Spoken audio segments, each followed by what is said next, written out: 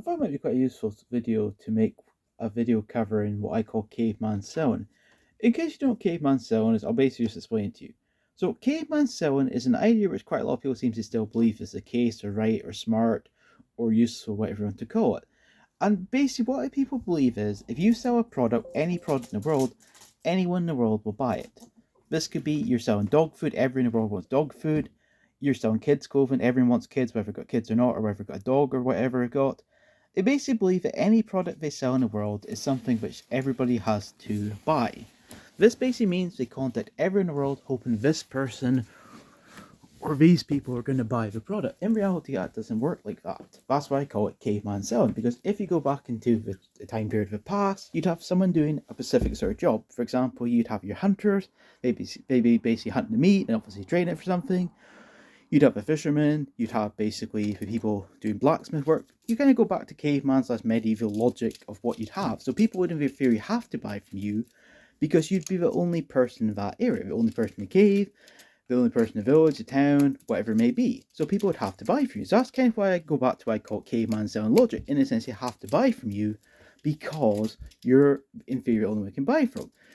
And people in modern society still do it, which I always find kind of weird and kind of stupid because when you have all resources in the world to basically learn what exactly your customers themselves are going to want, where you can find them. I mean, for example, if you're going to be selling, for example, versus say computers, let's just say you're going to sell laptops, say Linux ones, for example, versus. Does it make sense to be selling your computer to people who don't like Linux? Does that make any sense? No. Does it make sense for you to try and sell the computer to people who have never used a computer before? No. But that's where I go back to what I say about caveman selling logic. In a sense, that's what people seem to not be able to comprehend anymore. If you want to sell a product, you're best to try and find out where Zaki's customers are. Are they on social media? Are they on X? Are they on Facebook? Are they on Tumblr? Are they on Reddit? Where are they? That's what you should be trying to do if you're trying to sell a product. Not this whole, sell to everyone, hope someone buys. That as a whole is going to get you a very small amount of close rate, and in some cases it will just make people think you're a spammer, or you're simply not able to comprehend how to sell. The reason I made this video was there was this American guy getting very confused about how e-commerce works. He wasn't able to comprehend. Having 7 years experience in e-commerce, okay, that's okay, I guess. It's not that impressive in regarding to what exactly happens in regards to selling things. 7 years in e-commerce is okay, I guess, but it doesn't really consider many different areas. I mean, have you done Alibaba? Have you done AliExpress? Have you sold physical products yourself? Have you done eBay? Have you done Amazon? Have you done Shopify? What have you done? That's what I kind of find funny about these sort of guru people is they always think you're really smart at these things, and they generally haven't done half the stuff it requires to be an expert in e-commerce. I mean, for example, before I actually started doing search engine optimization, I did actually do a lot of things in regarding the e-commerce. I did sell on eBay. I did do quite well on it. I have run Shopify shops before. I have done Magneto, Drupal. I have done most e-commerce sort of sites or styles. So I can say I do understand the e-commerce industry well. I do know how to get suppliers from, say, for example, say China. I know how to get ones from India. I know ones to get from Western countries, such as the United Kingdom, America, Canada, whatever country in the world. It's quite easy. But most people who are meant to be apparently the so-called e-commerce experts, most of them just do the same old stuff that's gone on for years. Shopify, Alibaba, AliExpress. And if you don't understand these sort of things, they can come across as intelligent when in reality they generally know very little at best. Shopify itself is still good for e-commerce.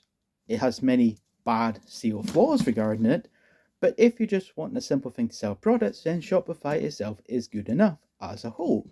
Next thing you have to realize regarding to Alibaba, AliExpress, most normal people have the concept to understand that they themselves can find your product on AliExpress or Alibaba quite easy. So if you're selling a product the person can find quite easy, for example purposes, let's just say you're selling a product for, say, for argument's sake, £50, they can buy the same product for £10, they're probably not going to be too happy when they find out you're basically overcharged them for £40. If you completely redesign the product, for example, you make it different colors, different stuff, you improve the quality, you do things to make it different, then you can charge more money as long as you make sure your product's high quality. This is one of the reasons I stopped doing AliExpress and Alibaba so much, because the quality of products can go anywhere from incredible to horrible. And one of the disadvantages you have on AliExpress and Alibaba in quite a lot of cases is it's very hard in quite a lot of cases to have like a guaranteed system in place. If you order from someone on a site, that person or firm is going to keep to high quality product. Yeah, they may do it great for 6 months, maybe a year, maybe 2 years if you're lucky, but without any warning, they can change what's in it. So your product goes from, say, for example, purchases, say, 85% cotton and 15% other materials, without, then it goes from, say, 25% cotton, 35%, and so on. It changes to mixture. So then you find out your quality of your products goes from great to terrible. Then people keep asking you for refunds. This is why, in general, you have to, if you're going to get suppliers, you have to generally deal with people you know who are good at jobs, good at basically manufacturing products. That's why, in general, I generally prefer, when possible, to deal with mainly Western themed firms in regards to basically allowing you to be able to sell products quite easy in regards to dealing with Western firms, such as I deal with quite a lot of you in the United Kingdom. I deal with some in Australia, some in New Zealand, some in America, and I'll be looking for other countries, such as I'll be getting some great ones from India quite soon as well, probably. But that's in general why I would never recommend, if you're going to hire someone for e-commerce work, you try and do research into, does this person actually have experience? Have they built a successful e-commerce firm? Have they got some success? You don't have to be a mastermind or something along that lines, but them having knowledge and them having experience in regards to how exactly you can design your product is a good way for you to be able to tell if they're good at product designing. Are they good at simply research and optimization? Are they good at pay-per-click? Basically things like AdWords, Facebook advertising, that kind of stuff. What sort of areas are they good at?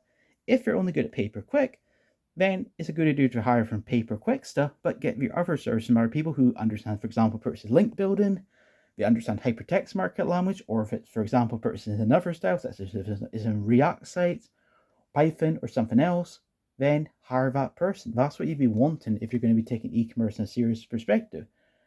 And as well, one other thing I want to include before I end this video, if you want to do e-commerce, WordPress is horrible. Don't use WordPress for it. It's horrible. You'll have a horrible time. If you just want to get started quite simply, I would highly recommend you go with Drupal. Drupal itself is a really good platform for e-commerce. Drupal itself will, in most cases, load much faster than WordPress. It's also better equipped for e-commerce, but like always, it kind of depends on you. If you just want something very simple, then Shopify is probably for you. Anyway, that's all I do. Thanks, bye, and have a good week.